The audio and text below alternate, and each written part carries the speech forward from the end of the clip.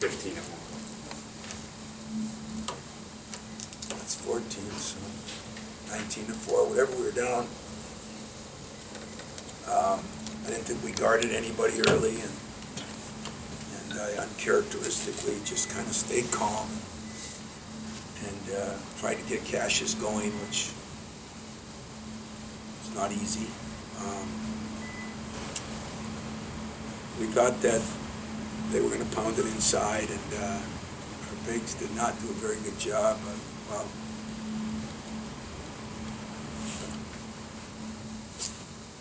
Xavier did, but the other guys struggled with that. We're not very big, so that was a problem. Did a decent job on the boards after the rough start. I think they had 3 or 4 offensive rebounds in the first couple of minutes. And then the second half, I mean, it was a good run before halftime, and they hit that big 3. And a kid that hits 12% like last year hit the big 3 to go up. It's shooting 12% from the. I tell my guys every day that Michigan State isn't somebody, and that people get up for you. And I mean, we had Boudreaux hit 3 threes in a row. He hasn't hit one since. We have a kid that's shooting 12%, 2 for 17, and he hits a big one. And we made some critical turnovers, missed some layups, uncharacteristically missed some free throws. Cassius played better the second half. At the end, not great, but better. I feel bad for Xavier because that missed layup wasn't that one that bothered me, because that was at the buzzer. It was the 2 before that. And we just didn't play good enough to win it. Coach, what did you see on that last play, on that lob to Winston? Was it kind of tipped from behind from a defender, and that's someone kind of bobbled it on that botched layup there on the last play there? Were you guys? No, I just think he tried to get it up on the rim. I really don't know. I thought he did a hell of a job. There were 2 guys coming at him. He got it up. He had a wide open layup, just missed it, But Xavier played probably as well as anybody most of the game, other than those missed layups and a few missed free throws. You got some big shots from Aaron and from Gabe and one from Rocket, like things that didn't happen at Purdue. Are there things that you can at least take from this that you couldn't a week ago and say, okay, this is a step? Yeah, I mean, but Aaron and Cassius and Xavier are supposed to be. We're not supposed to let 1 or 2 shots and load. I mean, for Aaron and Gabe to get 2 rebounds in a game like this is a joke. Because we're just trying to hold our own with our bigs and tell our wings to go gobble up plays. So I wasn't real happy with that. There was some fight in us the second half, but Cassius is a big part of that. He was struggled the first half, and as I told him after, when he wanted to defend, he did. And so there were some parts that were disappointing. Parts when you come back, I think we had a 3-point lead, and we stopped them 4 times in a row and didn't score. We had a couple turnovers, we had a missed shot. And then that last one, they missed a shot, it bounces to the free throw line, and I had 2 guys that were standing there looking at it. They get it, and then they hit that 3 to tie it. And those things, the second shot, you can't do that. So our youth showed inside, it showed, but our experienced guys, one played okay, and one played a better second half, but didn't play very good the first half. You said it was hard getting Cassius going. Was it physically, mentally, what they were doing? What do you think it was spurred that? I don't know. What did you think? You watched it? They got us sitting on the moon. I have no idea what happened. Well, I was sitting down there, and I didn't have much idea what happened.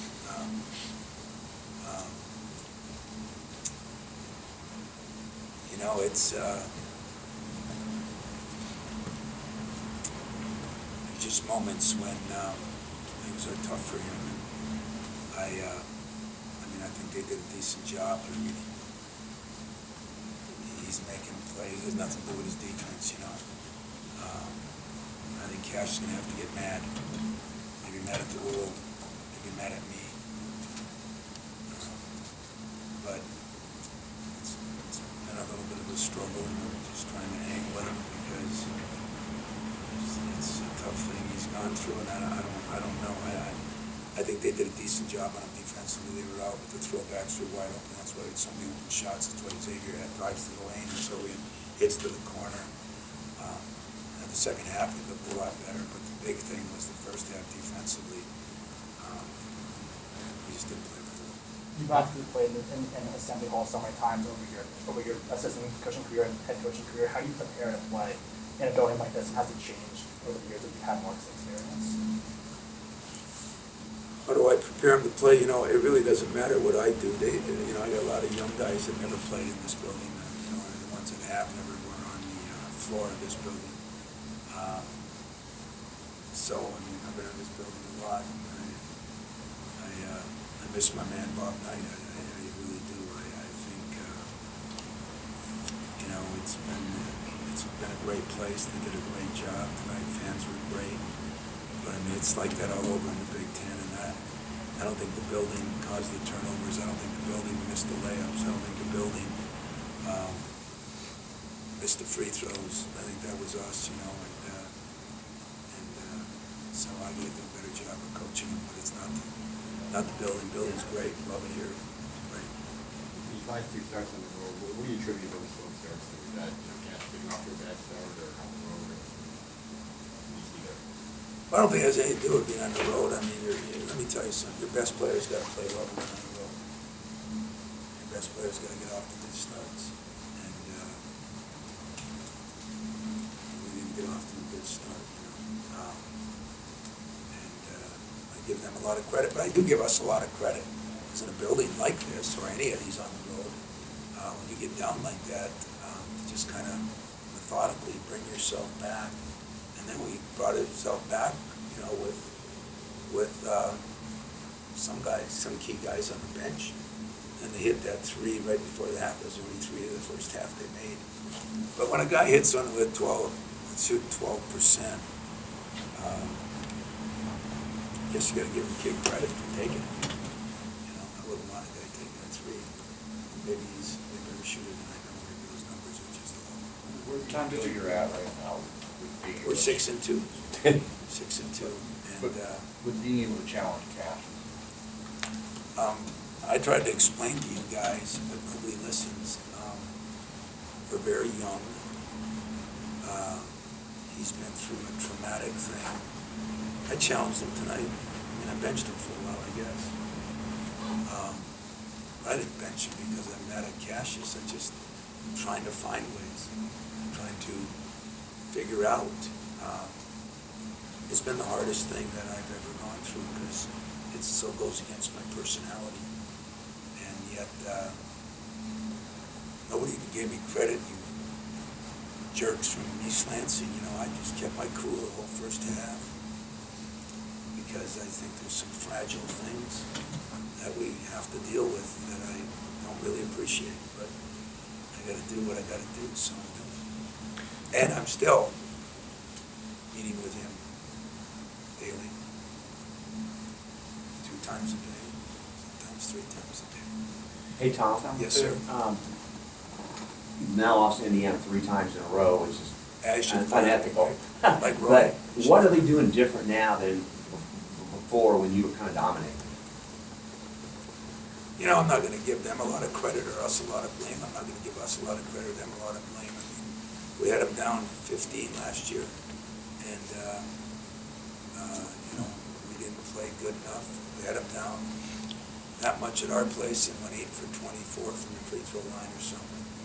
They've done a good job. They got good players. I love Trace. I recruited Trace hard. Those guards, they've been shooting the ball terrible, like my guards, but they're good players and they work hard. And I think they do a good job getting inside a completely different team than last year. Last year, I don't know if they threw it in there at all. And this year, they're throwing it in every play, he's done a good job. They've beaten us, so I've been beaten by better. I've been beaten by worse. I'm sure you've addressed this before, but why has the Big Ten been so historically dominated by home teams this year? winning percentage is like 7, 8. Well, you know, it's because we have all this transfer rule that everybody's probably excited about, but me. And so I think everybody's losing kids, and I think the parity is off the charts. I think we got some, you know, Steve Peichel, I think, is one of the best coaches in the country. You know, we got some guys that, you know, have done a hell of a job there. I think Penn State is really, you know, we just got better coaches, better teams, top to bottom.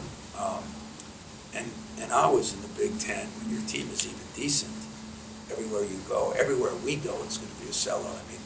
I mean, are you kidding me? It's shirt night here. You know, those are saved for the weekends. Maybe that's a compliment to Michigan State, you know. But I don't know. I don't think kids are as mentally tough. You got to be mentally tough to win on the road. You know, more so than even at home. I heard Matt Painter talking about that a little bit. And you need great leadership. And right now we're a little bit broken. And yet we're not, we're 6-2, we're 14-5, you know. And that's the way it is. And, you know, I thought we could have won the game, but we could have lost the game by a lot more than we played. And we played 2/3 of it pretty well, fought our way back against a good team, hostile crowd. But we, you know, I try to tell our writers that, you know, the Big Ten, this is such a screwed up schedule. Does anybody know where anybody is? You know, we played 5 of our first 7 at home, and our one road game was against the last place team. So, you know, I guess that's the way it had to be, but that's not healthy either, because you get players get involved. You know, everybody's on Twitter, everybody's telling them how good they are. You know, I'm telling them they suck. You know, and but we're 5-6-1, so nobody feels good about that. But you know, listen, we're not the same team. We are up and down. Hopefully, we'll get Kyle Arns back. That'll help. I'm going to look at some changes, though. I'm going to look at some changes, and I think we've got to a sense of urgency. But again, we got a hell of a player, and he's going to have some good days and bad days, and I'm just going to have to keep working, because there were times I just say, wow, I've never seen that. And he doesn't miss many lobs. You know, we ran a play to Brown, got a lob out of a timeout. We ran the same play out of another timeout, and it was wide open, and, you know, just uncharacteristic. It's not his fault, but just uncharacteristic of him. And we have to make those kind of plays to win, because we don't have, you know, Langford, we don't have, you know, we're missing 50 minutes of experience, and, you know, so we can't make a lot of errors, foolish turnovers, missed layups, bad passes. Tom, as far as it was This last communicated one. to you, with the play with Gabe, his bucket's taken away, and a similar play on the other end, what was communicated to you, I guess, in terms of Indiana's counting and? I don't know, there were 3 good officials, a couple calls I didn't like, a couple calls Archie didn't like. I thought the one when Xavier went up for that thing and the ball went crazy, I mean, that wasn't going into the shot, but they said it wasn't, so. Listen, you miss layups, throw the ball away like we did, it's hard to bitch about. And he officiated, I honestly thought that was a very good crew, and I mean, I don't ever say that, so take the officiating out of it, blame the coach and the players, yeah. Coaches, fans, media aren't patient, but anyone that's studied grief knows it can take up to 13 months, not till a person heals, but just till they even get back to some sense of normalcy. Is that something that you just have to keep in mind, and people need to take in mind when it comes to Cash, that this is basketball, that was a tragedy that'll affect the rest of his life? Yeah, it's I can't explain to all of you, because you would have no clue unless you've gone through it. And if you've gone through it, you'd have a big clue. And yet I don't want to make excuses for him, because that doesn't do him any good either. There is a reality to this whole thing. And there is a up and down right now. It was almost like it went really good for a little while, and now it's really been up and down. And I think there was some hope that the second half, I thought it was the best job defense that he's done in a long time. you gotta be able to focus in, but, he's my guy. I'm gonna just keep experimenting. What can I do? How can it work? More time, more film sessions, more time on the bench, more time on the floor. I'm just gonna keep moving it around, talking to him. It's a difficult thing to talk about. And, I've got what I think is the best player in the league. Prejudice, because there's a lot of very good players. But hasn't played quite the same lately. And I think I told you when he was playing really good, there's going to be some ebbs and flows. But, fans are, I almost said a bad word. Media is, I almost said a bad word. People, just don't understand that they see a guy in a jersey, whether it's from something like this or an injury, if they see him in a jersey, they think everything's back to normal. If you hung around me for the last 2 months, there's nothing that's been normal. But that's not an excuse for tonight, because guess what? Because everybody wants to beat Michigan State. And I got a hell of a player that's got a hell of a future. And I got to figure out a way to keep helping. But I do know that I'm seeing something that isn't the norm. And I'm just going to keep grinding. Keep grinding, keep hugging, keep kissing, keep yelling, keep do the best I can. So if that's it, I'd also like to tell you that we looked at our bench. I did not travel. Brock Washington, I suspended him. There's nothing more I'm going to say about it, but I did suspend him, so he's home and will be suspended. And that tops off a good night. Thanks, guys. Appreciate it.